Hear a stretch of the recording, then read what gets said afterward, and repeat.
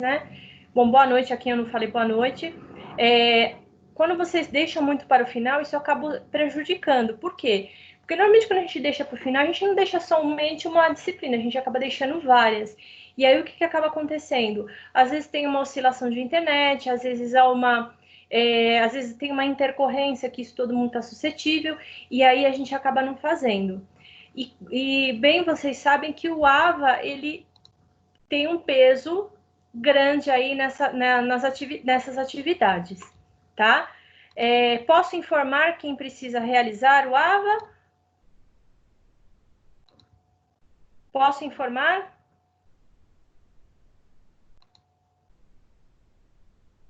Gente. Por mim, tudo bem, eu já terminei. A Zilda já terminou, a Maiara já terminou, que eu já olhei. Alguns já também terminaram. terminei. Eu não sei, que eu não olhei o seu ainda, Fabiano. Eu já terminei. Calma, eu não olhei o seu. Eu estou falando de quem eu olhei, que estava já aqui na sala. Então, alguns terminaram e outros não. Então, é necessário que vocês terminem. Calma, gente. Calma. Amiga. Hoje eu também vou dar orientação com relação à prova, tá? Aí eu vou dar a data, vou explicar para vocês. Nessa sala eu tenho bastante alunos, só tem 10 alunos e são 7h30. Eu vou começar a falar a respeito dessas orientações e depois eu vou proceder aí com as dúvidas de vocês. Aí eu vou pedir para alguém publicar lá no grupo a data da prova, por favor, tá? Se alguém puder fazer esse favor, ficarei grata. Porque eu não quero me indispor com ninguém para depois digam que eu sou grossa e mal educada. Então, eu não vou colocar, não. Então, vamos lá. Quem eu já vi? A Maiara, Estrela de Boa Menina, Maiara, parabéns. Zilda também. Vamos ver. Fabiano já falou que ele fez, a Tamires também disse que fez, então não preciso olhar.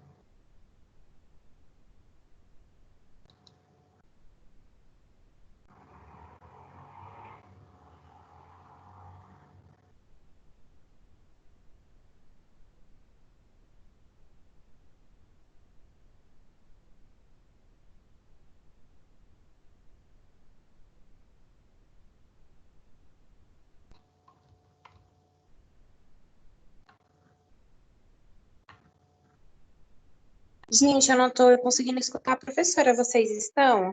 É porque eu não estou falando nada. Letícia. Ai, desculpa. Imagina, Desculpa, professora. olhando o negócio. Não, Ah, tá bom, imagina, obrigada. desculpa por isso. Besteira. Tá bom, Não, obrigada. calma, tá tudo certo. Você não está conseguindo me ouvir mesmo. Não, Letícia, eu tô olhando aqui o pessoal do AVA. Aí eu tô vendo quem é que já fez as atividades, entendeu? Por exemplo, Isabela Bassi já fez as atividades do AVA. Não sei se a Isabela tá aí, aliás. Tá. Já fez todas as atividades do AVA, parabéns. A Tamires, eu não vou olhar porque ela disse para mim que já fez. Rayane já fez, a Aparecida já fez. A Ana Carolina, que estava aí, mas saiu, também já fez todas as atividades, pelo que eu vi. Que mais? O William precisa Eu fazer. voltei, eu tô aqui já. É que a minha Aí, internet tá péssima. tá. Parabéns, você fez todas as atividades. O William, querido. William, você está aí, querido? William? Só se ele está sem microfone. William, você precisa fazer suas atividades do Oi, AVA professor, tô urgente. aqui, tô aqui. Você precisa fazer suas atividades do AVA urgente, tá bom? É até dia 13, né? Falta Até só dia mais 13. duas. Falta 4.2 e 4.3. Até dia 13. Mas procura não deixar para a última hora, porque às vezes tem alguma instabilidade no sistema, alguma coisa do gênero, e aí às vezes acaba te prejudicando. Não, tranquila. Hoje eu faço a 4.2 e até sábado eu faço a 4.3. Perfeito. Maiara, eu já falei. Mari Vaz, a Mari. Cadê Mari?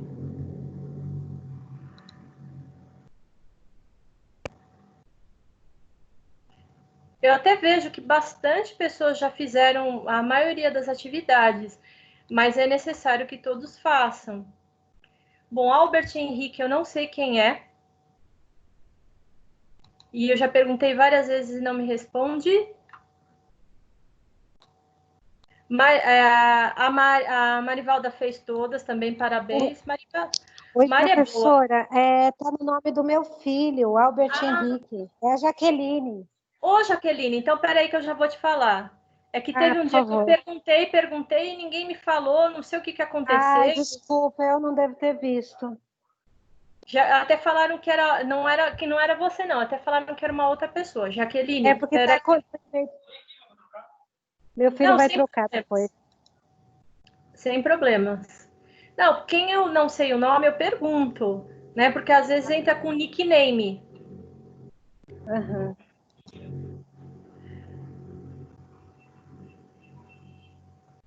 Vocês veem que o meu AVA também demora para abrir. Não é só de vocês, não.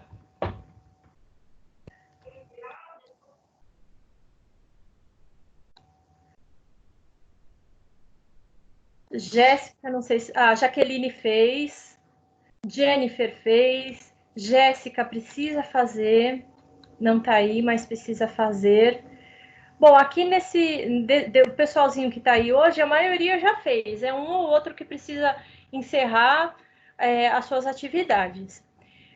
A primeira coisa que eu tenho para falar para vocês, que é o mais importante, que eu creio até mesmo que vocês estejam ansiosos para saber, que é referente à avaliação. Quando que será feita essa avaliação? O encerramento das provas vocês já sabem, alguém já avisou vocês sobre as provas interativas, né? Alguém já participou da reunião? Que as provas interativas tiveram início no dia 4 e irão fechar dia 10, certo?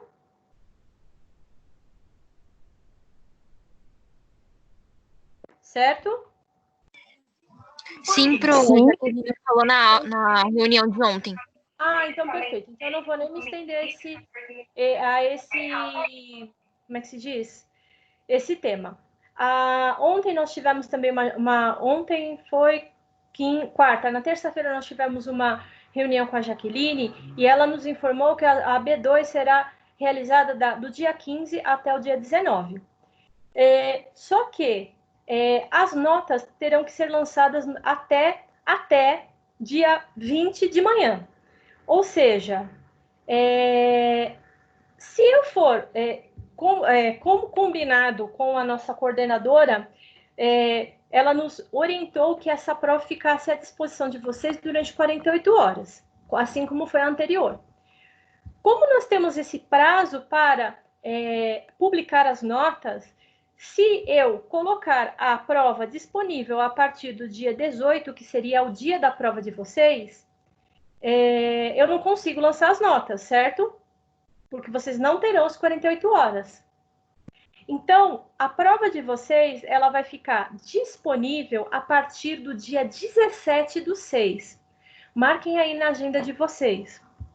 A prova ficará disponível a partir do dia 17/6, que será uma quarta-feira, tá?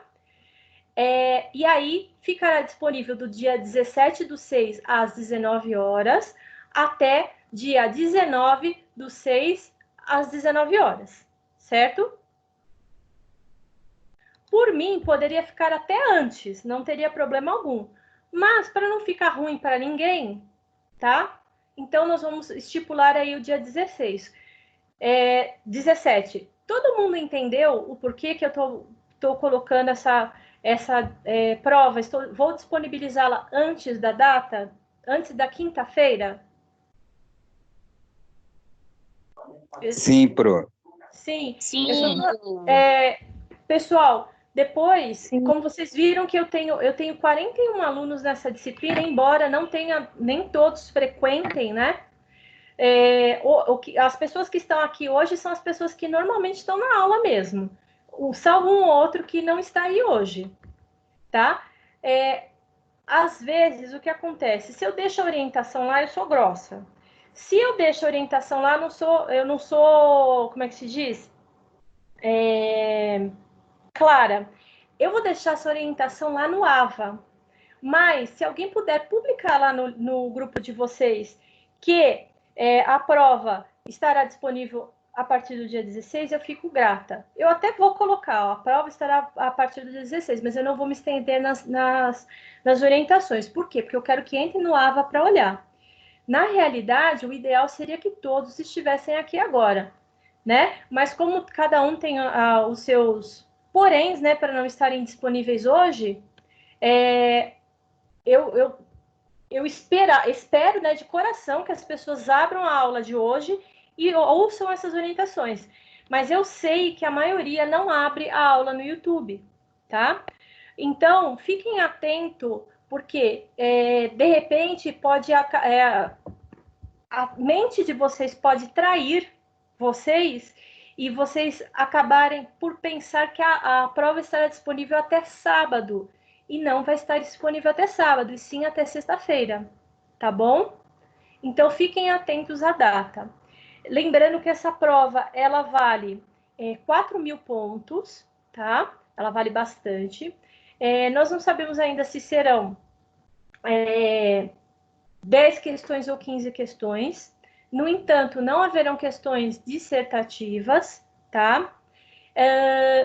Na quarta-feira à noite, embora não seja meu dia de aula, eu nem trabalho nesse dia, mas eu estarei disponível a partir das 19 horas, 19h10, eu vou ficar até mais ou menos umas 8 da noite para ver caso alguém tenha algum problema técnico. Obviamente que eu não vou conseguir ajudar vocês em todos os problemas técnicos. Se vocês quiserem, eu deixo de novo o telefone do rapaz da TI. Lá tem o telefone e tem também o e-mail dele. Aí vocês podem entrar em contato.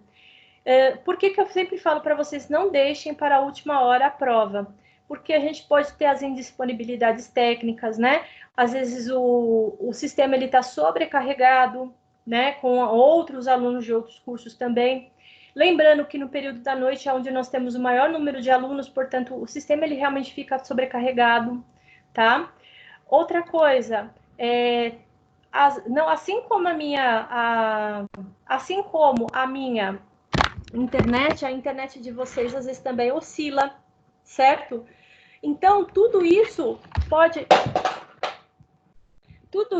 acaba dificultando a vida da gente. Eu sei perfeitamente que todo mundo tem os seus poréns pessoais, mas não deixem para a última hora, não só a minha avaliação, mas como a avaliação de todos os professores.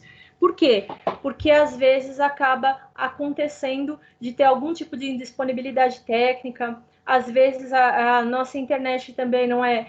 às vezes a nossa internet está com os MBs baixos, como isso acontece, por exemplo, direto com a minha. Então, às vezes, acaba acontecendo esses tipos de intercorrências e aí acaba prejudicando vocês. Vou contar até...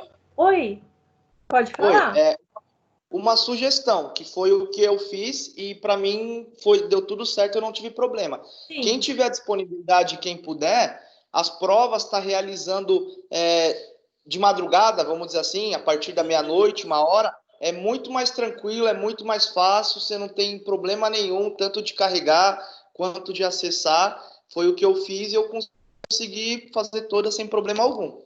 Perfeito, William. Até mesmo eu, quando eu vou publicar as minhas aulas, de um modo geral, na maioria das vezes eu acabo escolhendo o horário da madrugada. Por quê? Porque aí eu não encontro nem congestionamento do AVA em si, e também não encontro, por exemplo, congestionamento do YouTube para subir as minhas aulas. Então, isso é uma coisa que eu faço, né? Isso tem sido uma saída legal para quem puder, né, fazer as provas até de madrugada. E lembrando que normalmente nas nossas casas, o período da madrugada é o período que nós temos o quê? Menos ruídos, né, do ambiente. Então, às vezes, acaba sendo uma solução mais viável, tá? Então, é uma coisa que eu sempre falo para vocês, não deixem para a última hora. Por quê? Vou dar um exemplo. Teve uma determinada aluna minha de um determinado curso aí, o que aconteceu? Ela pegou, né, estava confiante aí que ela ia conseguir fazer a prova em 20 minutos. Aí, o que ela fez? A prova, acho que terminava, era 19h10, quando foi, acho que 6h40, ela entrou para fazer a prova, ou seja, meia hora antes. O que aconteceu? Ela não conseguiu entrar no sistema, teve uma indisponibilidade da internet dela e ela não conseguiu concluir a prova. Ou seja, ela ficou com uma nota baixa, talvez até uma aluna que iria até tirar uma nota boa e acabou deixando por último, tá? Então, não façam isso. Eu sei que cada um tem aí os seus problemas pessoais, a sua vida pessoal, os seus trabalhos, mas não deixem para a última hora, porque isso pode prejudicá-los, tá? Alguém vai me fazer essa pergunta. Ainda não lancei todas as notas no AVA, tá? Ainda faltam notas a serem lançadas. Às vezes, o que acontece? Quando eu não lanço todas as notas de uma determinada atividade, às vezes aparece ausente, tá? Mas aí eu sempre revejo.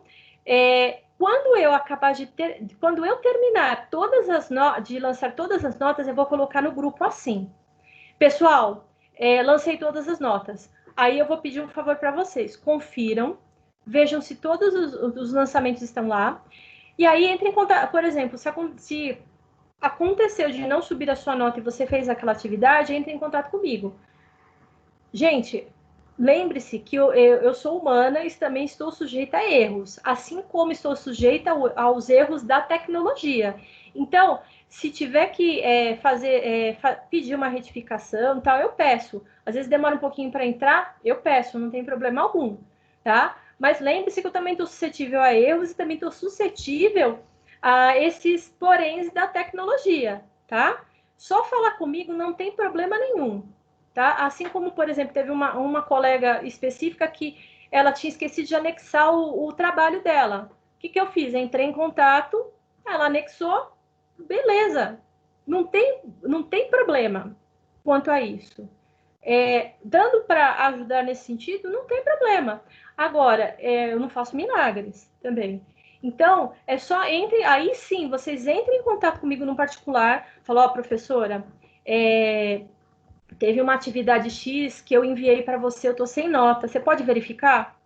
Aí eu vou falar, ó, fulana, vou verificar. Aí, por exemplo, sei lá, vamos supor, Fabiano, realmente não recebi a sua atividade, dá para reenviar? Aí ele vai lá no e-mail que ele já me enviou, porque aí mostra que ele realmente me enviou e me reenvia, tá? Beleza? Então eu não coloquei ainda a nota, se eu não me engano, foi do aleitamento. Eu coloquei do partograma. Aí teve até uma colega que até me chamou e falou assim: ó, professora, teve a partograma eu fiz. Teve a 2.2, 2.3 e 3.1, se eu não me engano, ainda não foi lançado. Não, 3.1 era o partograma, 2.2, 2.3 ainda não foi lançada, e a do aleitamento eu estou acabando de corrigir, tá? Então, não entre em pânico, não coloquei todas ainda. Assim que eu acabar, que eu acredito que vai ser até amanhã à tarde, aí eu vou lançar no grupo de vocês. Pessoal, acabei de lançar todas as notas. Verifiquem se as suas notas estão lançadas. Aí, caso alguém tenha algum tipo de problema, entre em contato comigo. Ó, professor, eu mandei tal matéria tal dia.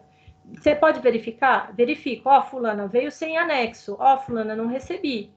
Aí a gente arruma, não tem problema, tá? Entendido quanto a isso? Sim. Certo? Então é só entrar em contato sem drama, não tem problema algum, tá? Havendo da minha parte não tem problema nenhum. Se eu errei, eu vou retificar. Se eu não recebi, eu vou pedir para me reenviar, tá bom? Não tem erro. Que mais? Agora eu vou começar com as dúvidas que vocês venham a ter da matéria. Lembrando que na próxima semana, provavelmente eu já vou ter eu acho, né, que eu vou ter elaborado todas as questões. Aí entrem, né, para vocês tirarem outras dúvidas e aí eu falo um pouco da prova também, que vocês podem eventualmente estudar, né, darem mais ênfase para estudar, porque eu ainda não elaborei a prova, tá? Vamos lá. Dúvidas? Todo mundo deu uma lidinha nos seus apontamentos? Eu vou até fechar a câmera aqui, porque eu não sou muito linda, então acho que não vale a pena vocês ficarem me olhando. Espera aí que nós vamos entrar. Alguém tem alguma dúvida referente às aulas?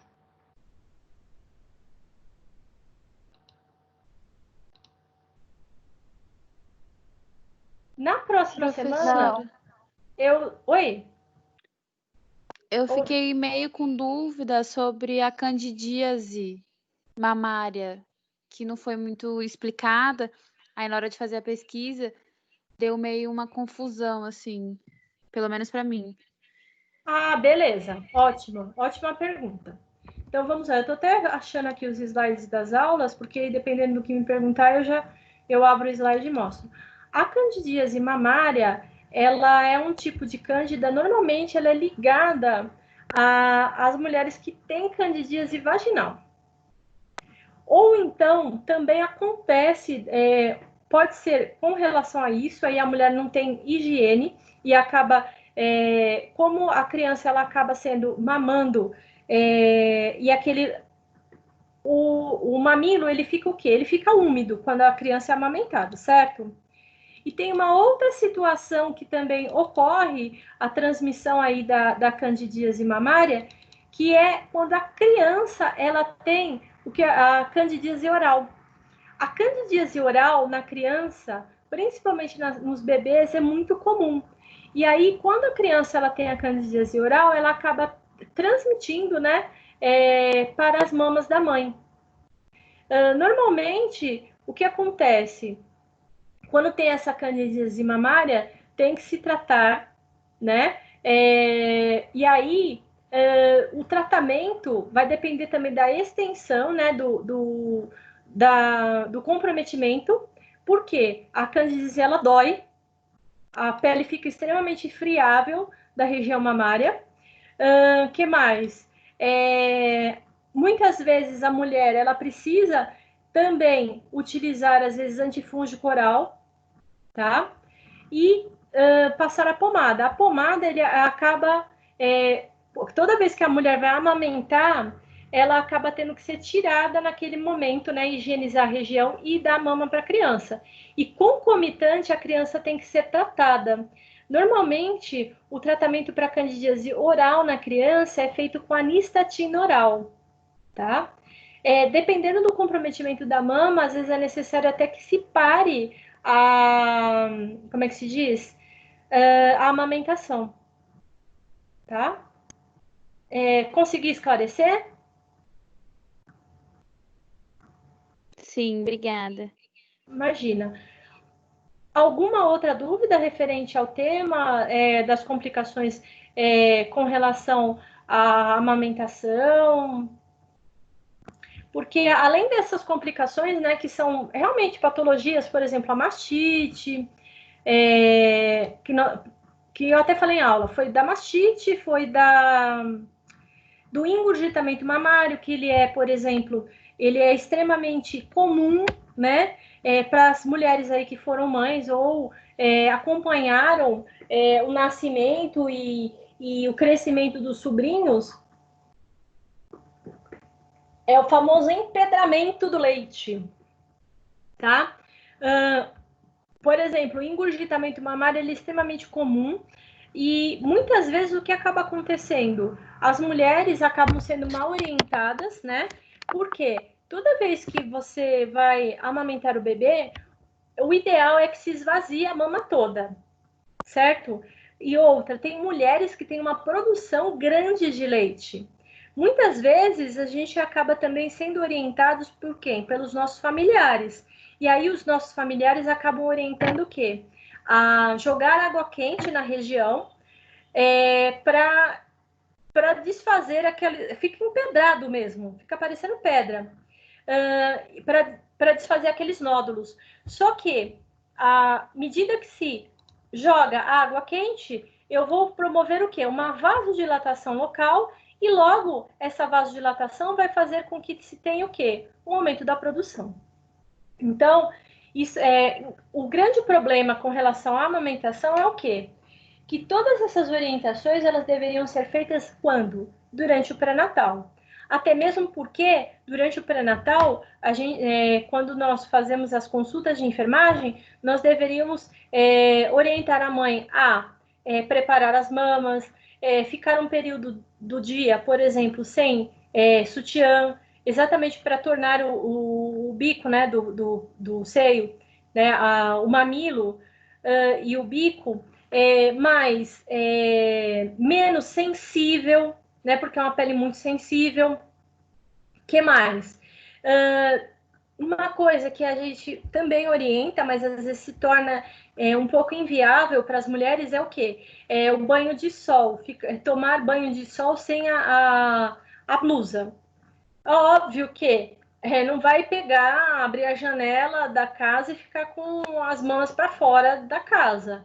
Então, principalmente aquelas mulheres que têm que conseguem, né, ter algum local da casa que bata sol, a gente orienta esse banho de sol nas mamas. Uma outra coisa que a gente também orienta é a não passar pomadas, né? Não estou falando no caso lá da candidíase mamária, mas a não passar pomadas na região da mama. Então, são algumas orientações que a gente faz e a gente deveria estar fazendo essas orientações desde o pré-natal. Tá? Mais dúvidas? Vamos lá, dúvidas? Opa.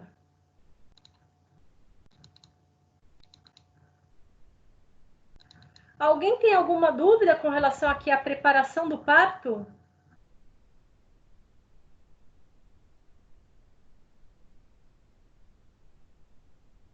Dúvidas com relação à preparação do parto?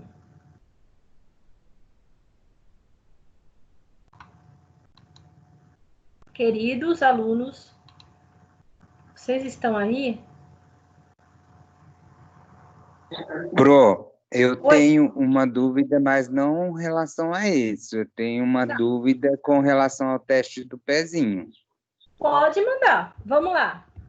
Assim, quando se fala de exames variados, qualquer um, existe várias opções de laboratórios para ser realizado esse exame, né?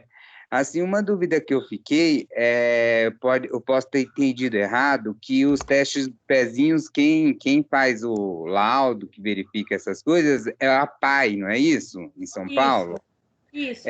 Daí eu gostaria de saber se é só a PAI mesmo ou existem outros laboratórios que fazem? Então, todos E se for só ela, só a PAI, por que é só ela? Então, por que é só ela, não sei, Fabiano, mas normalmente o que nos é falado é que todos os exames, eles são encaminhados, sem exceção, para a PAI, mesmo dos hospitais particulares. O que vai diferir se esse exame ele vai ser cobrado ou não, por exemplo, vai ser o quê? Eu falei para vocês que o exame do pezinho, ele detecta 4 tipos de doenças diferentes, que é a fenilcetonúria, o hipotireoidismo congênito, a fibrose cística e a anemia falciforme. No entanto, o que acontece? Existem outras doenças que elas podem ser detectadas, que também são doenças genéticas, que podem ser detectadas através do exame do pezinho. Vamos supor, você é pai, você quer que seja, você quer um exame do pezinho estendido. E seu filho nasceu num hospital, vamos supor, da rede privada. O que você vai fazer? Você vai solicitar, esse exame será cobrado, mas ele também vai para a PAI, tá? De acordo com o que eu sei, todos os exames eles são centralizados na PAI. E ainda falo mais, a PAI central, não sei se vocês sabem, é aqui na Vila Clementina, aqui na Rua Loefgren. Todos vão para lá. Até na minha época de aluna, a gente fez uma visita, porque lá também tem um laboratório, tá? Você tem dúvida como é realizado o exame do pezinho, Fabiano? Não, quanto à forma de realizar, eu não tenho, não, Pro. A minha dúvida era só essa mesmo, que eu fiquei encafifado, né? Porque diferente dos outros exames, que são realizados em vários laboratórios, esse é só lá. Só lá. Mais tranquilo. Professora, Oi?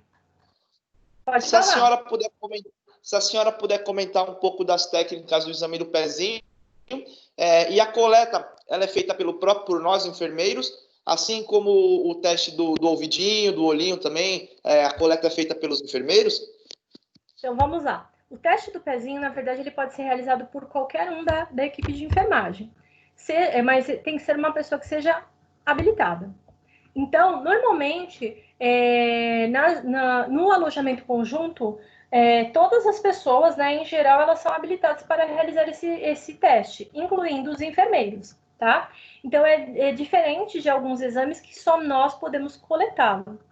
Como que é realizado esse exame? Primeira coisa que a gente faz, nós temos que nos certificar que essa criança, ela já está mamando há mais de 48 horas. Por quê?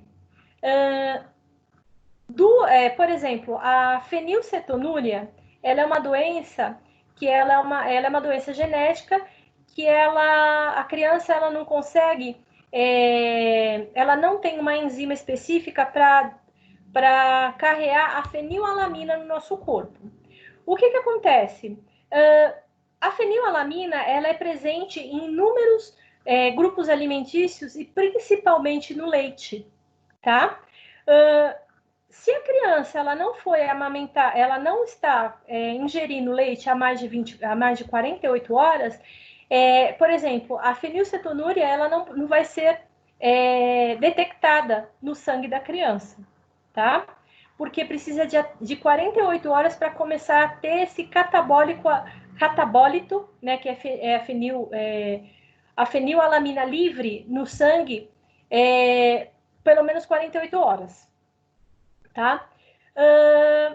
Então, é por conta da fenilcetonúria. Outra coisa, o hipotireoidismo congênito.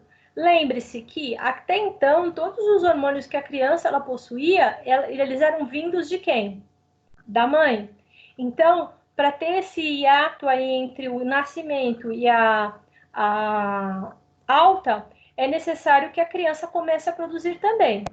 Lembrando que a fenilalanina e o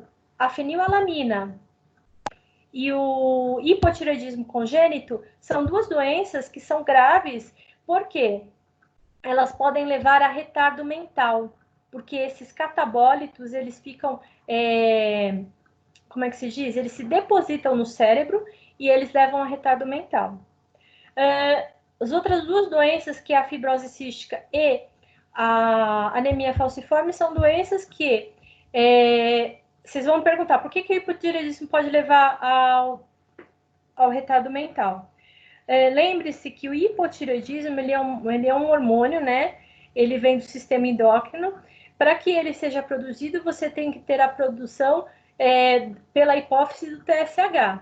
Se o TSH ele não está sendo produzido pela hipófise, o que acontece?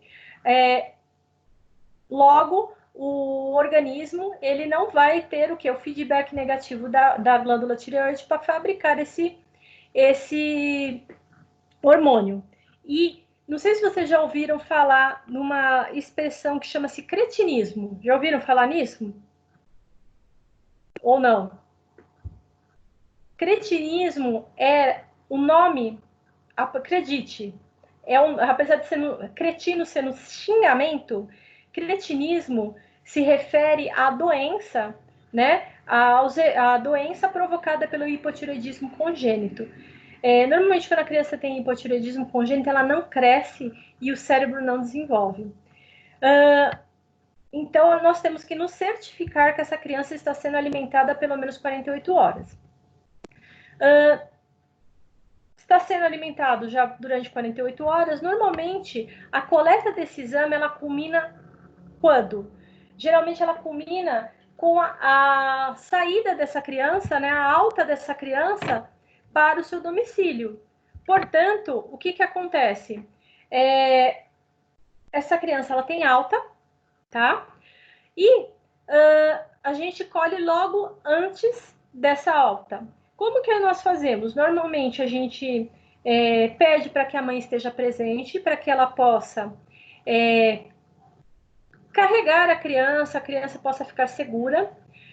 Normalmente, a gente faz algum tipo de analgesia não farmacológica na criança. Vocês não tiveram saúde da criança ainda, certo? Mas vocês terão. E numa dessas aulas, nós falamos sobre a analgesia não farmacológica, que significa o quê? Geralmente a gente coloca uma gota de glicose na boca da criança, ou a gente pede para a mãe amamentar o bebê, ou a gente coloca uma luvinha, um dedinho de luva na boca dessa criança, e aí a criança ela sente menos dor. O que nós fazemos? Normalmente a gente também, em geral, a gente pega essa criança, faz o que a gente fala que é um charutinho, a gente faz uma contenção dessa criança com o cobertor.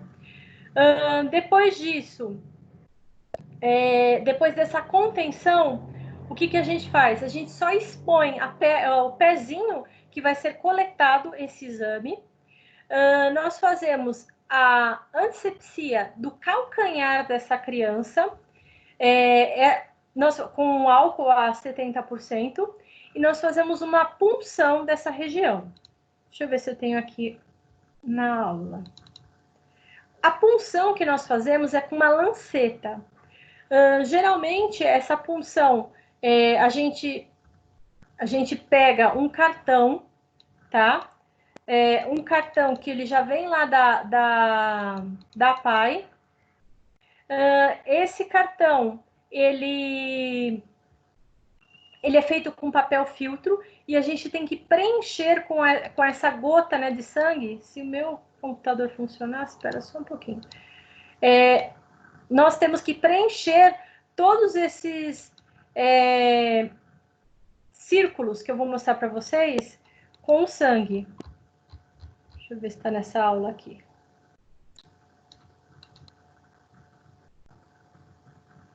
Só um minuto.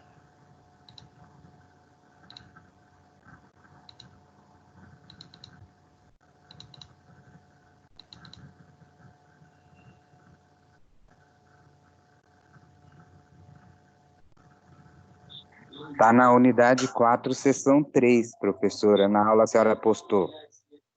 Espera só um pouquinho, que eu tô... É que tá demorando para abrir.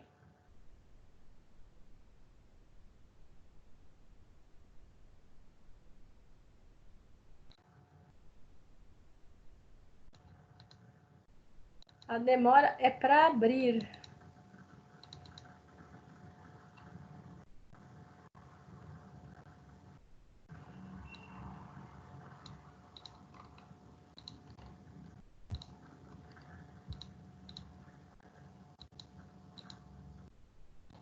Eu não tô achando, peraí.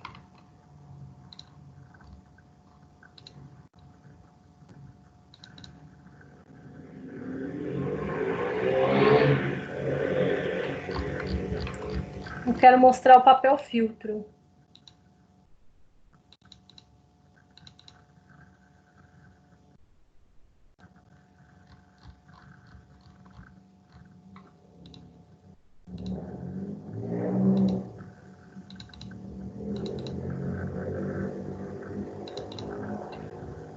Você falou que é 4.3, ô Fabiano?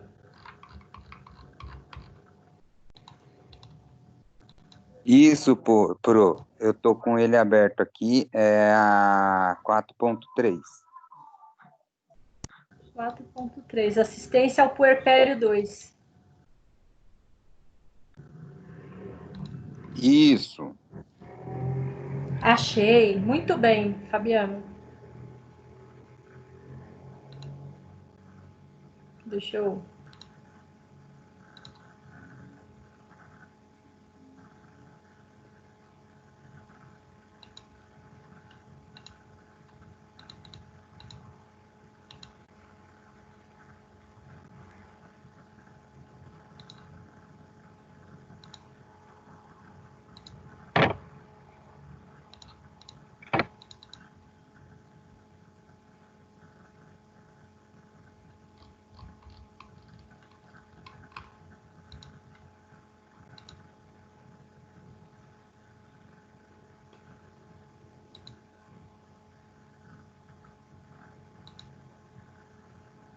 Aqui.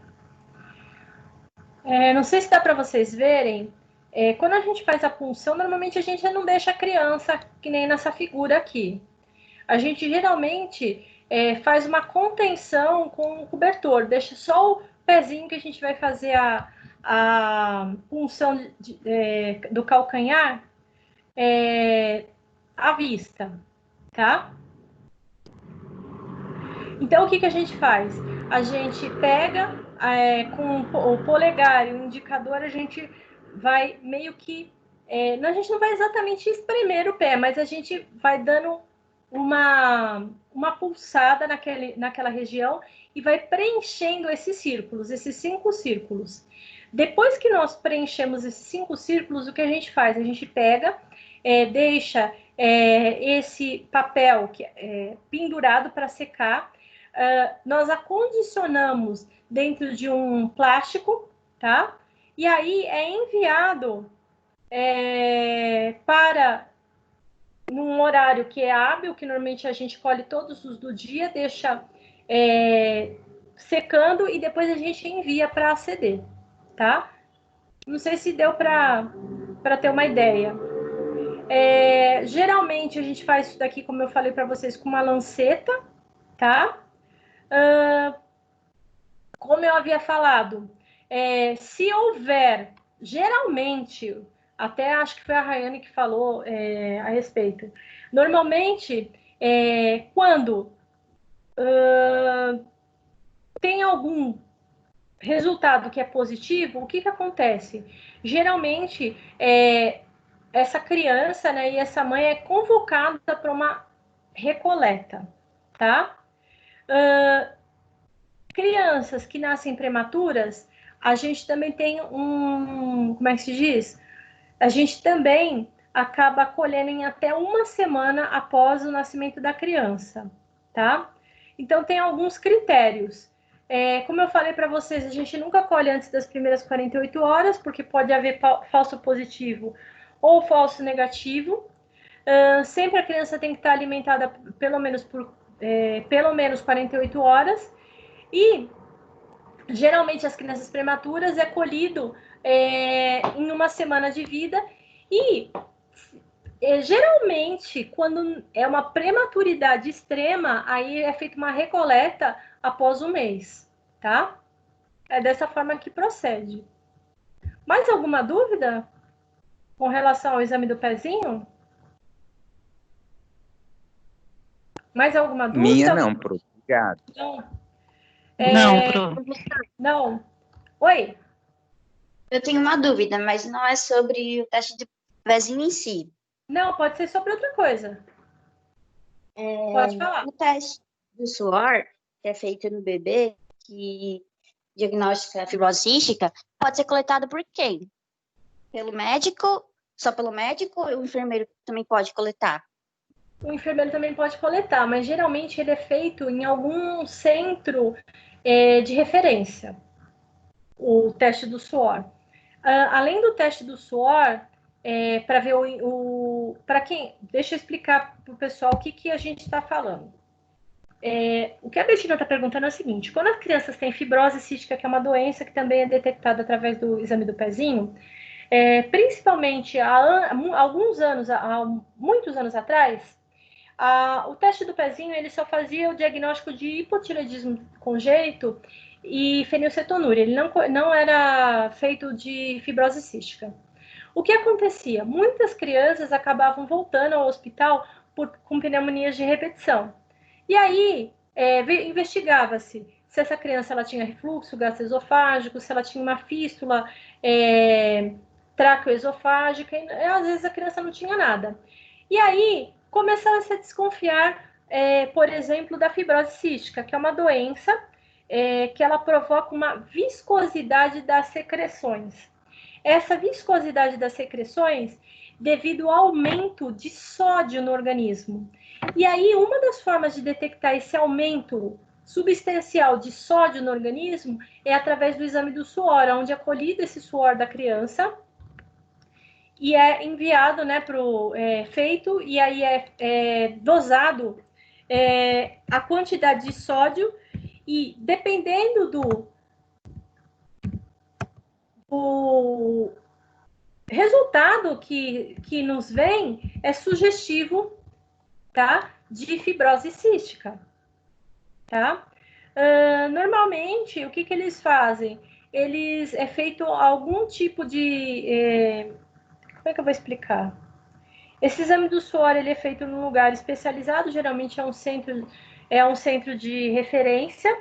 É realizado, estimula-se nessa criança a suar, e aí colhe esse exame. Juntamente com o exame do suor, também ele é feito um exame de fezes nessa criança, que é colhido as fezes da criança durante um dia inteiro para ver o nível de gordura nas fezes dessa criança. Por quê? Porque a fibrose cística, ela acaba também, não somente as secreções pulmonares, elas ficam mais viscosas, como qualquer tipo de secreção, por exemplo, como a secreção biliar, por exemplo. E aí isso acaba interferindo também nas enzimas que são lançadas, no fígado, no sistema entérico, e aí acaba levando também a outros tipos, como é que se diz? De comprometimentos dessa criança, tá? Sanei a dúvida? Foi a Beth, que perguntou, não? Sim. Consegui sanar a dúvida? Nada? Sim, obrigada. Pode perguntar qualquer tipo de dúvida.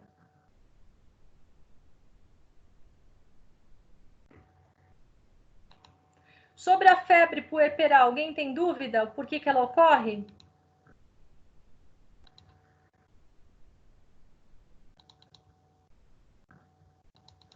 Pode explicar, se a senhora... Eu tenho dúvida, sim, se a senhora puder comentar um pouquinho. Qual é a sua dúvida? Para eu poder, senão para eu ser mais específica. Não, então, é isso que eu não tenho nenhuma especificidade, assim, de pergunta mesmo. Em relação a ela, não é normal ela acontecer, mas ela pode acontecer. Sim, ela pode acontecer principalmente quando você tem alguns fatores predisponentes. Quais são esses fatores predisponentes? Por exemplo, ruptura prematura de membranas ovulares. Ou seja, rompeu-se lá a bolsa da mulher e essa mulher ficou exposta, por exemplo, em trabalho de parto durante 48 horas, vamos supor. Ou seja, predispôs essa mulher à infecção. Por quê? Lembre-se que quando uma mulher, ela fica internada, por exemplo, no pré-parto, o que acontece? Existem vários toques repetidos. E lembre-se que os toques vaginais, eles são feitos de que forma? Por exemplo, com a luva de procedimento. E isso pode levar, por exemplo, tem lugares que é com luva de procedimento. E isso pode levar, por exemplo, a uma infecção. Outra coisa que pode levar a uma infecção puerperal, a infecção da episiotomia. O que acontece? Aonde é feita a episiotomia? Não é na região lateral ali do períneo? Né? Entre a vagina e o períneo? Esse local, ele está exposto a quê? A fezes e urina, portanto, ele pode infectar. E outras situações que podem ocorrer infecção puerperal, que é o quê? Por exemplo, se a mulher ela teve um aborto e esse aborto, por exemplo, ainda ficou restos ovulares, por exemplo. Não necessariamente precisa ser um aborto provocado, pode ser um aborto espontâneo, mas ainda ficou algum tipo de restos ovulares. O que acaba acontecendo? Esses restos ovulares, ele infecta e aí acaba levando uma infecção puerperal também. E todas essas infecções, elas podem, inclusive, agravar-se e chegar até mesmo a um choque séptico, tá? Então, normalmente a gente fala que a infecção puerperal mais comum é a endometrite, geralmente devido ainda à presença de restos ovulares ou a restos placentários. A infecção de episiotomia não é tão frequente, mas ela ocorre, tá? E lembre-se que o parto, principalmente o parto normal, ele não ele é um parto que tem um certo trauma na região vaginal, né? Porque o colo do útero ele tem que se dilatar, tem um apagamento do colo do útero, tem outros fatores que são intrínsecos ao bebê, que, por exemplo, o tamanho do bebê e outras coisas mais. Então, ele pode acabar infectando, né, por conta desse trauma e devido aos micro-organismos. E lembrando que as infecções puerperais, elas são mais comuns em que público? Geralmente, naquelas mulheres que têm um nível socioeconômico mais baixo, certo? Por quê? Porque elas acabam tendo o quê? Se elas têm um nível socioeconômico mais baixo, não estou dizendo que todas, tá? Mas isso é o que descreve a literatura, não estou falando isso com preconceito, não. Mas acaba tendo menor acesso à higiene também, tá? E isso é muito claro e a gente pode até mesmo ver hoje, não sei se vocês assistiram o jornal, o número de pessoas que ainda não tem saneamento básico e não tem água dentro das suas casas, tá? Então, isso é uma realidade, infelizmente, apesar de nós estarmos no século XXI, isso ocorre sim. A febre puerperal, ela tem uma característica importante, que é o quê? Que é a persistência do estado febril por mais de, se eu não me engano, são 48 horas. Deixa eu até conferir. Isso.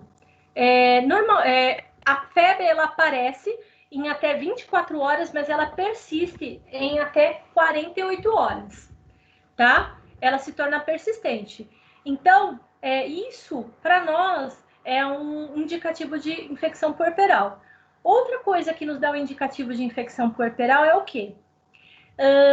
Lembra que eu falei para vocês, numa das aulas, sobre os lóquios, que eram a saída de sangue, principalmente devido ao local lá onde fez a nidação, né, do embrião. E aí, aquele local, ele fica uma cicatriz sangrante. E aí, com o passar dos dias, esses lóquios, eles vão o quê?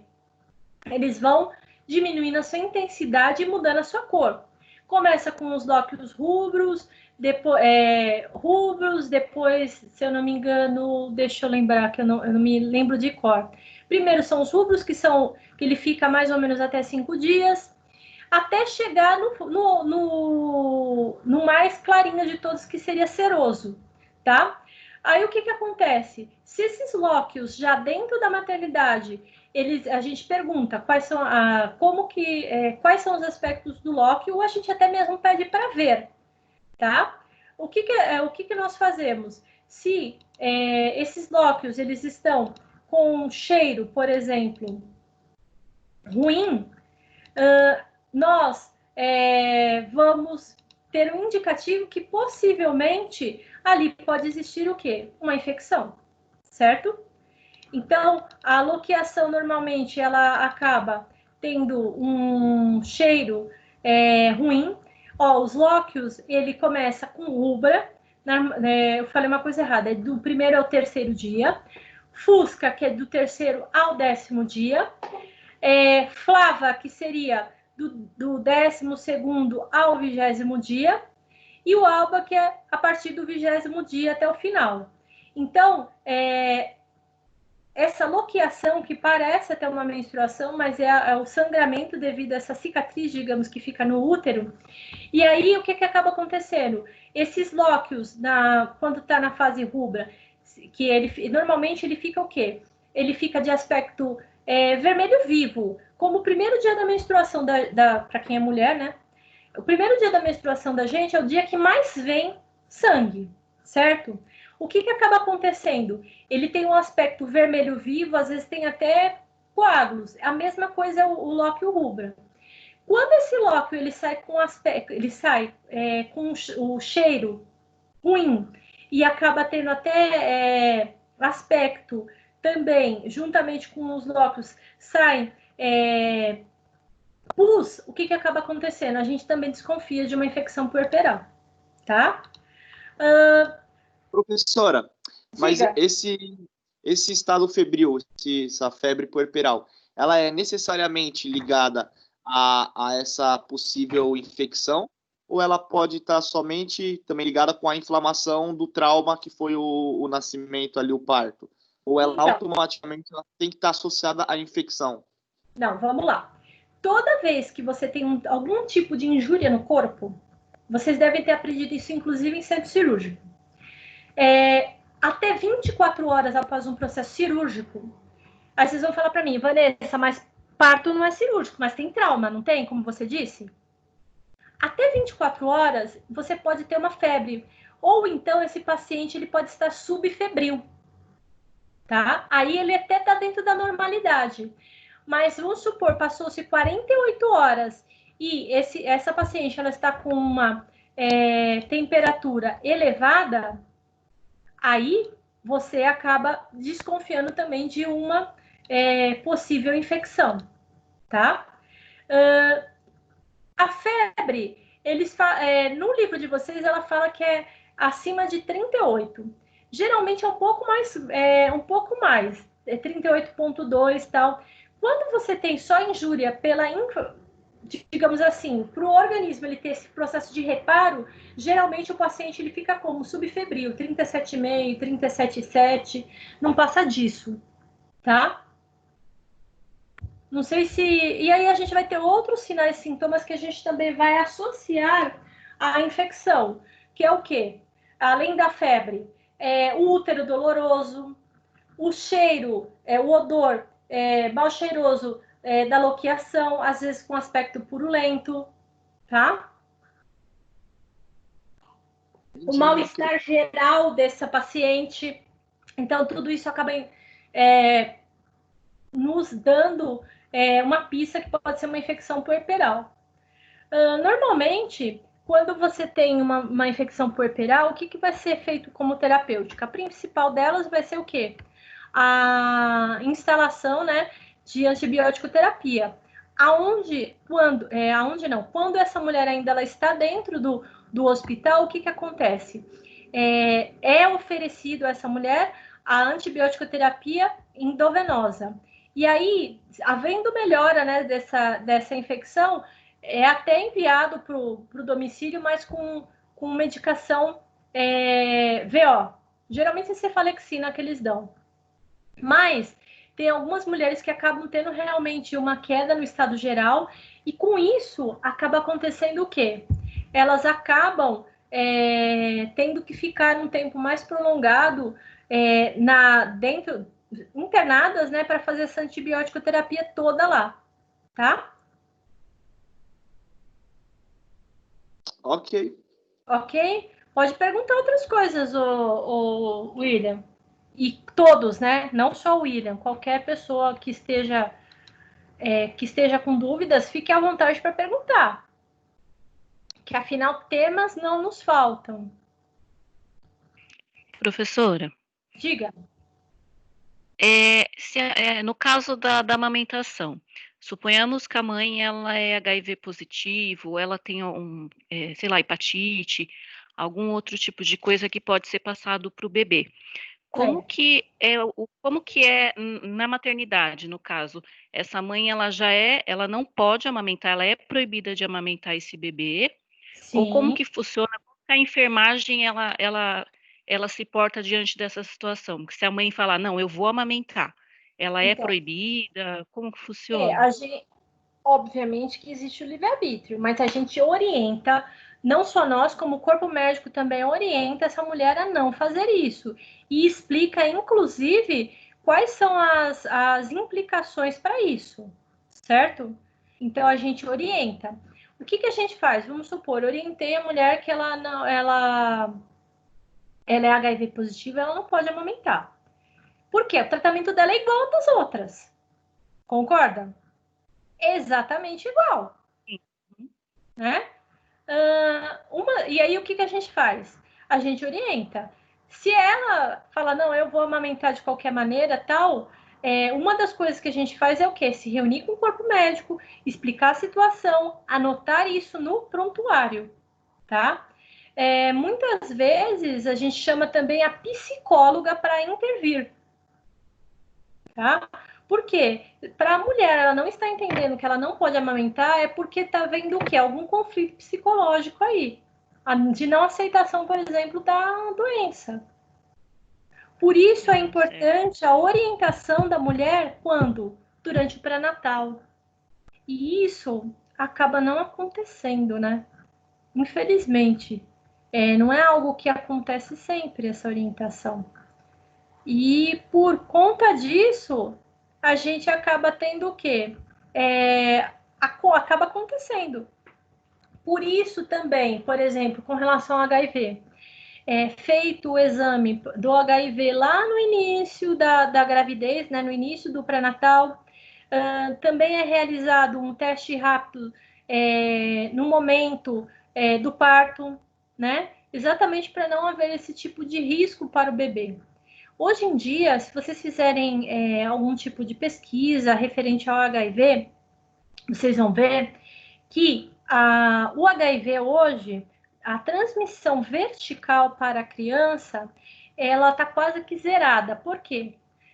Porque hoje em dia nós já temos antirretrovirais que podem ser dados sim durante a gravidez e acaba diminuindo assim muito a carga viral materna. Durante o processo, né, do parto, do pré-parto, é feita uma infusão com o AZT para se diminuir mais ainda essa carga viral e para que a criança realmente ela não tenha exposição nenhuma. Geralmente essas crianças que elas acabam nascendo e acabam por desenvolver o HIV, eu falo desenvolver por quê? Porque até 6 meses depois do nascimento, nós podemos encontrar HIV ainda na criança. Por quê? Até 6 meses, lembra quanto tempo que pode viver uma hemácia dentro do corpo? É até 120 dias. Até 6 meses, as hemácias que nós temos da criança são hemácias maternas, que a gente fala que é a hemácia fetal. Então, ele pode haver, sim, traços do vírus HIV. Normalmente, as crianças elas acabam negativando esse HIV em até 18 meses. Embora a gente até dê o AZT para a criança em baixas doses durante, se não me engano, 1 ano. E aí as crianças, com todo esse cuidado que se tem hoje em dia, está quase que zerada a transmissão vertical. Ai, que bom. Se você falar para mim, Vanessa, você já viu criança com HIV com 1 ano de idade? Já vi sim. Mesmo que eu trabalhei na infectologia pediátrica aqui do São Paulo, que é referência para o HIV. Já vi. Mas aí foram outros fatores socioeconômicos. O que acontece? Uma das coisas que a mãe referia para a gente é que ela nasceu lá no interior de não sei aonde. Não me recordo exatamente. Então, não tinha todo esse cuidado. Às vezes, acaba nos locais que são mais ermos, né, que são mais distantes, talvez não se tenha mais não se tenha tanto esses cuidados. Mas, de um modo geral, no Brasil, né, de acordo com as estatísticas, é quase que zerada essa transmissão vertical. Tá? Lembre-se, hoje em dia, o HIV é uma doença que as pessoas elas convivem, né? Mas, porém, elas têm que ter cuidado, elas têm que ter o cuidado, como é que se diz? Em fazer a ingestão de todas as medicações adequadamente. Acho que a cada um mês, essas pessoas elas retornam, né, no centro de referência para o HIV, para retirar as medicações, e algumas delas acabam desenvolvendo algum tipo de infecção oportunista, né, que aí acaba tendo a classificação do HIV, e aí elas acabam tendo que ter um pouco de cuidado maior, mas hoje em dia se convive, mas não se tem a cura ainda, infelizmente. Tá? Certo, obrigada, professora. Imagina. Vamos lá, quem mais tem dúvida? Pode falar. Opa, pode falar. Pode falar primeiro. Tá. Não, professora, eu queria só comentar um assunto que eu li e também vi algumas vezes lá na Santa Casa onde eu trabalhei, que geralmente essas mães portadoras do HIV que não pode amamentar o bebê, a gente deixava em quarto separado das outras mães, até mesmo para não ter a estimulação, né? Ao ver a mãe amamentando e não sentir a vontade, né? Daí, geralmente, os quartos são separados, só para esse tipo de mãe. Boa observação, eu esqueci disso. Geralmente, quando é o HIV, a gente deixa separado, sim. Por quê? É automático, né? A mulher, ela quer amamentar. E, às vezes, também pela questão da loqueação. Lembra que tem sangue, né, envolvido. Embora o vírus do HIV seja um retrovírus. Ele vive, acho que 5 segundos depois que ele sai do organismo, né, no sangue. Mas mesmo assim, ele é retrovírus, mas mesmo assim, é verdade, a gente acaba deixando, como é que se diz? Em quartos separados. Normalmente a gente faz por coorte. A gente deixa todas as mães com HIV no mesmo quarto, e assim por diante. Tá? Pode falar, Ana. Ana? Oi.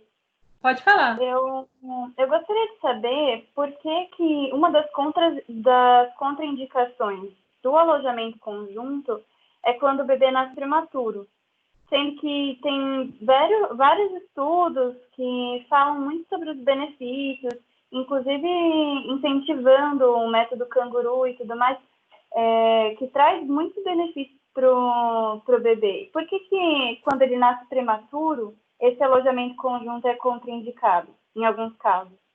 Então, vamos lá. Primeira coisa que a gente tem que ver nesse bebê é o quê? Que tipo de prematuridade? É uma prematuridade extrema? É uma prematuridade limítrofe que a gente fala? Né? Porque dependendo da prematuridade, do tipo de prematuridade que essa criança nasce, é necessário que ela fique aonde? Ela fique na incubadora. Várias delas, às vezes, ficam, inclusive, em ventilação mecânica. Lembre-se que quando o bebê nasce, ele tem alguns sistemas nele que ele nasce o quê? Imaturo. Quanto mais prematura a criança, maior é a imaturidade. E um dos sistemas que todas as crianças, no geral, nascem imaturos é o quê?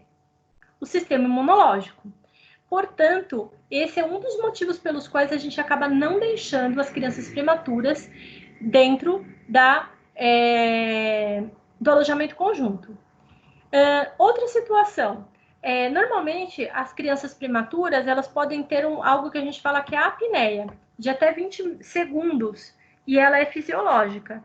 Então, por isso que ela precisa estar sob os cuidados da enfermagem, seja ela dentro da UTI neonatal ou do que a gente fala que é o berçário de baixo risco, dependendo do tamanho da criança, tá? Então, é por isso.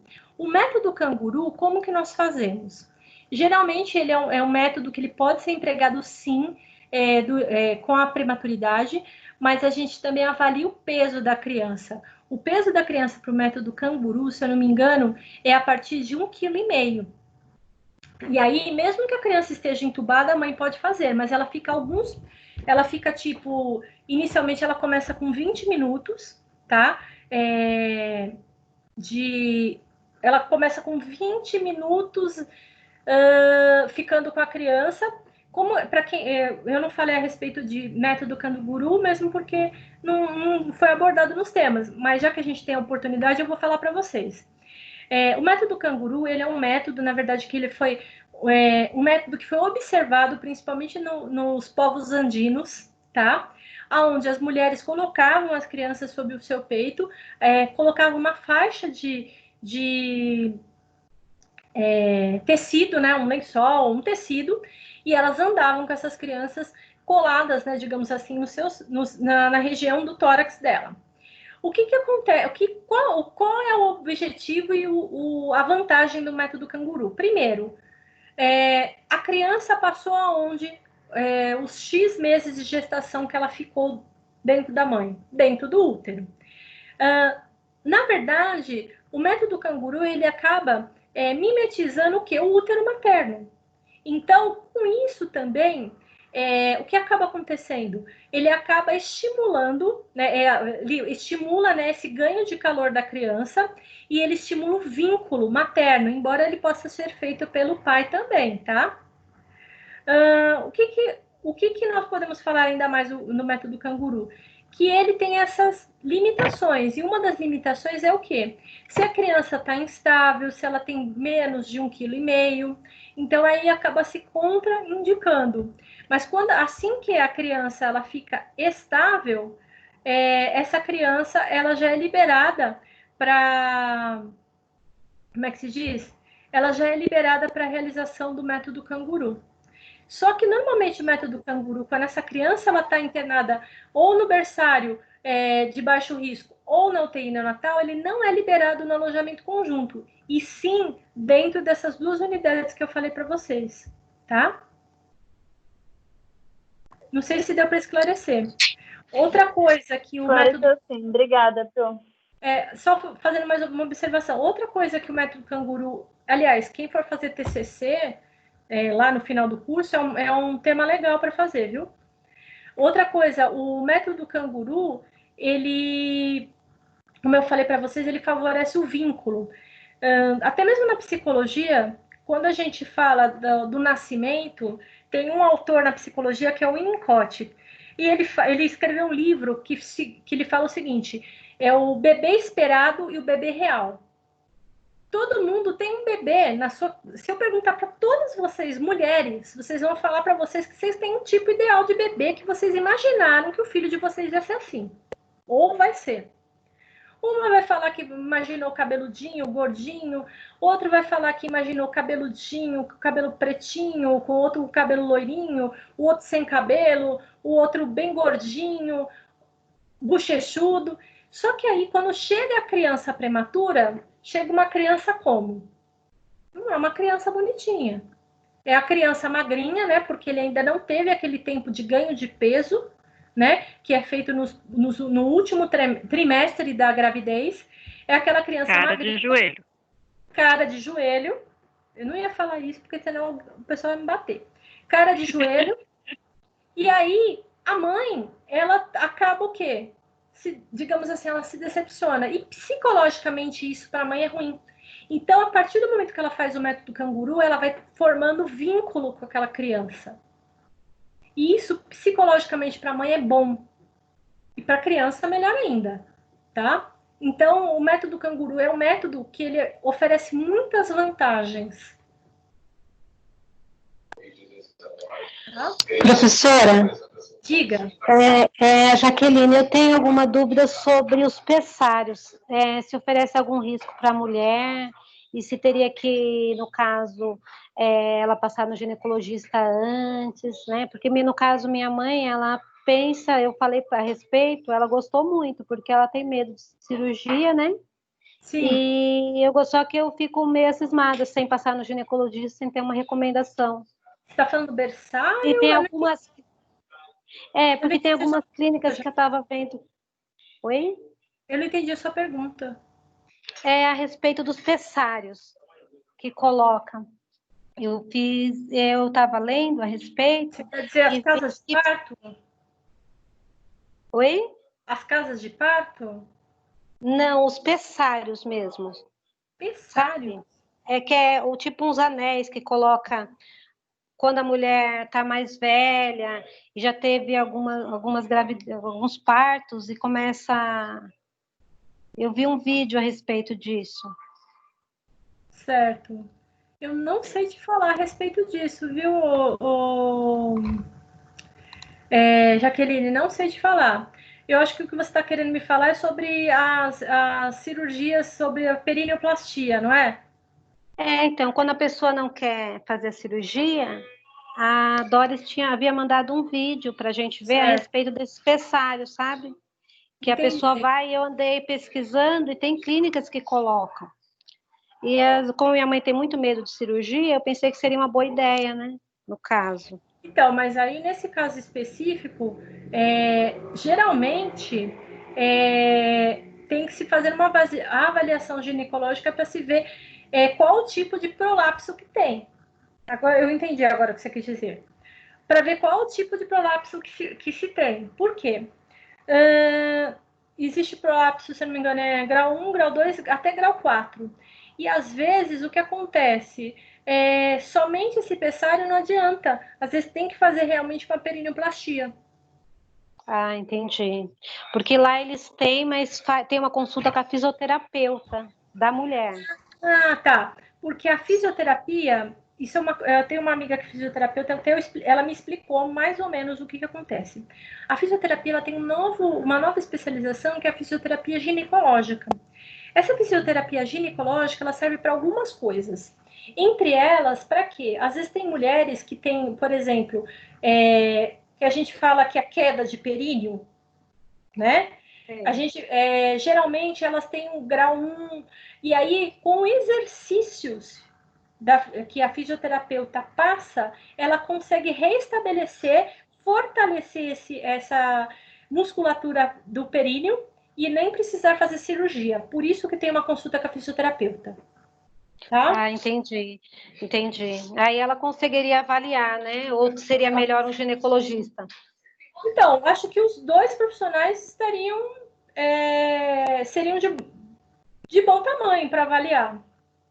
Ah, entendi. Tá bom, então. Obrigada, professora. Entendi. Porque, meninas, querendo ou não, quando a gente tem parto normal, em algum momento da nossa vida, a gente vai ter essa flacidez do assoalho pélvico.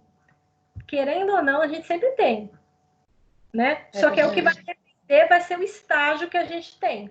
E o número de filhos vai influenciar, o número de partos normais, né? Tudo isso influencia. Tá? Tá bom. Obrigada, professora. Nada. Dúvidas, crianças? Mais alguma? Agora só surgiu dúvidas interessantes até agora. Mais alguma? Pode falar. Eu não sei se são todas as maternidades, mas eu tive uma experiência ruim, não sei se eu dei azar, né? Por que eles colocam as mulheres que têm aborto junto com as que faz a curetagem, colocam junto com as mães que tiveram bebês? Não é? Eu acho isso tão desumano. Eu sei lá, eu tive uma experiência, né? Passei por isso. Então, E, nossa, é horrível. Parece que você quer roubar, todo mundo te olha meio de lado, assim, você quer roubar as crianças das pessoas. É muito ruim. E eu nunca esqueci isso. E eu falei, poderia colocar separado, né? Ter um quarto separado, sei lá. Geralmente, quando a gente trabalha no alojamento conjunto, o que a gente faz? a gente acaba separando sim. Só quando não tem vaga, pelo amor de Deus, e aí a gente acaba colocando junto. Mas aí entra o que eu falei da parte psicológica. Imagine você tá, todo mundo tá com o bebê no colo, só você que não. Isso acaba afetando, né, psicologicamente a mulher, mesmo porque lembre-se que tem o processo, mesmo um aborto, tá? Tem um processo de luto também, né? Às vezes a criança não foi planejada, mas ela era desejada, na maioria das vezes. E aí acaba também tendo o processo de luto. E o fato da mulher ver a outra mulher com o bebê no colo, isso afeta o processo de luto também. Lembra das fases do luto? Começa com a negação, até chegar na aceitação. Então, isso, normalmente, a gente deixa separado. Até mesmo... É que, assim, o enfermeiro, ele tem que ser um sujeito... O quê? Ele tem que ser um sujeito organizado. Então, ele tem que ser... muitas vezes a gente separa. Enfermaria, como disse o Fabiano. Por exemplo, na Santa Casa Central, nós temos um número elevado de mulheres que têm HIV, até mesmo pela característica do hospital ser perto da Cracolândia. Não quer dizer que todas têm, tá? Pelo amor de Deus, mas existe um número maior. Então, muitas vezes o que acaba acontecendo? A gente acaba deixando essa mulher também separada, exatamente por quê? Porque ela vai ver as outras amamentar e ela vai querer amamentar também. No caso do aborto, ela vai ver as outras mulheres com crianças ao colo e ela não tem a dela, né? Ou mesmo um óbito fetal também, né? Por exemplo, no óbito fetal, que acaba acontecendo? A criança nasceu e por algum motivo ela faleceu. Essa mulher acaba às vezes produzindo leite, a gente tem que enfaixar a mama, dar medicação para que esse leite não continue, né, tendo essa apojadura do leite. Então, tudo isso acaba influenciando psicologicamente a mulher, tá? Ô, professora, eu acho também que deve ser institucional, né? Porque onde eu trabalhava, eu acho que é por conta do procedimento, né? Elas passam pela curetagem e depois vai para o ambiente pro andar, né, da maternidade por conta do cuidado, né? Não adianta ela ir para uma clínica cirúrgica ou para o andar de clínica cirúrgica se ela não passou por procedimento. Quem está no andar né, da maternidade, que recepciona as mães, que faz o cuidado com a paciente, acaba tendo mais cuidado e tendo vamos supor, um conhecimento maior para poder orientar essa mãe. Sim, né? mas Rayane, às vezes às vezes não, a gente faz o seguinte, a gente deixa normalmente a gente deixa uma enfermaria ou um quarto reservado para as mulheres nessas condições, entendeu?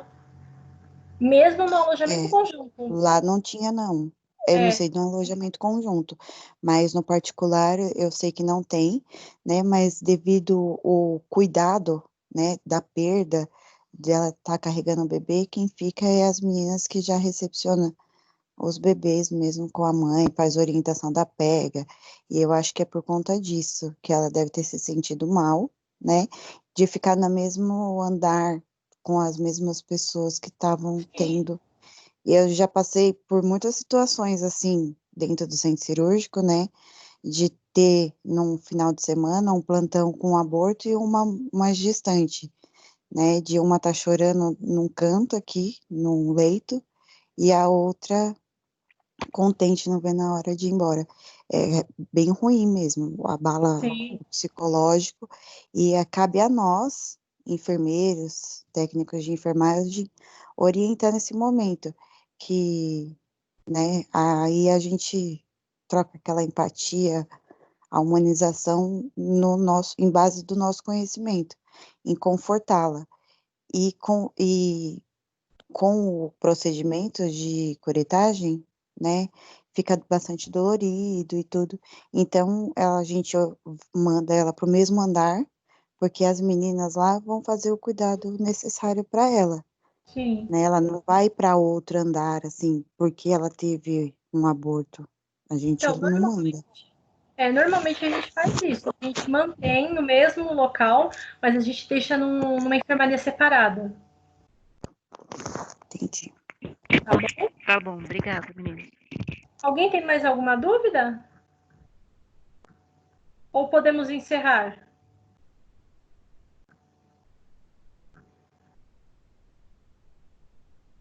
Acho que a gente pode encerrar. Estou aqui disponível. Se alguém tiver... bom, na próxima semana nós vamos ter aula de novo e já dei uma lidinha, vem as outras dúvidas também que vocês tenham para que possa perguntar, tá bom? E sobre o que eu falei, eu vou colocar lá no grupo. Acabei de publicar todas as notas, aí vocês verifiquem, ver se está faltando alguma coisa, porque se eventualmente eu não recebi o e-mail, você reenvia esse e-mail para mim, tá? Porque aí eu vou ver a data que você mandou, que você realmente mandou para mim, com o anexo, e aí eu corrijo e mando a retificação, tá bom? Tá bom. Então, se ninguém tiver mais nada para perguntar, eu dou por encerrada a nossa reunião. Se tiver, estamos aí para respondê-las.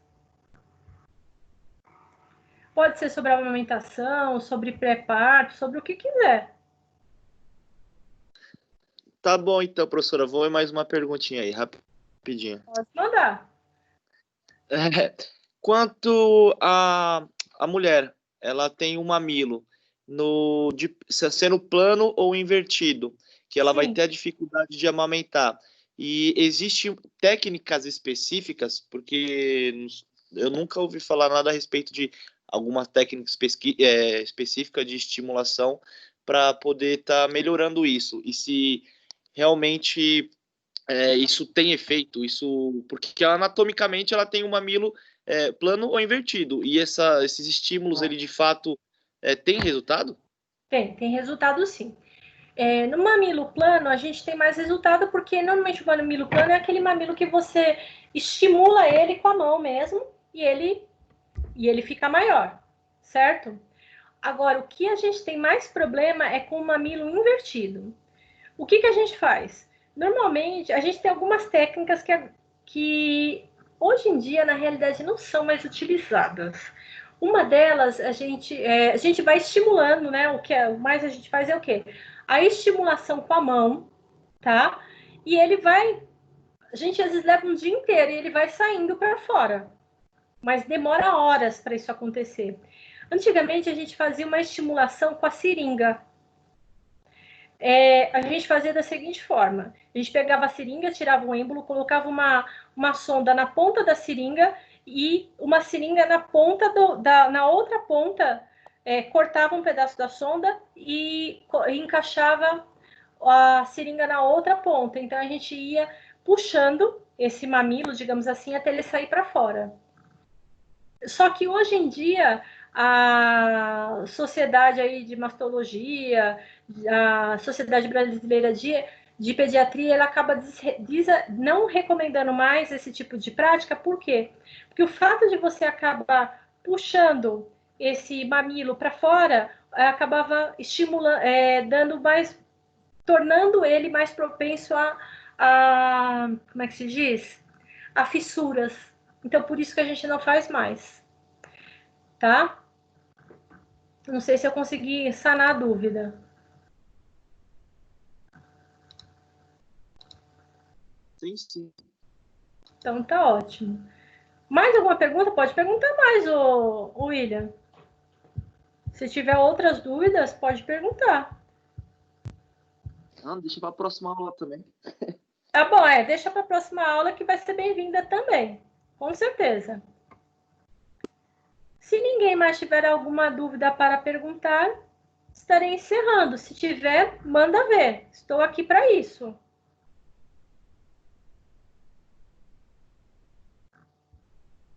Ninguém quer perguntar mais nada? Posso encerrar? Pode, professora, pode encerrar. Sim. Então, beleza. Então, meninos, nos encontramos na próxima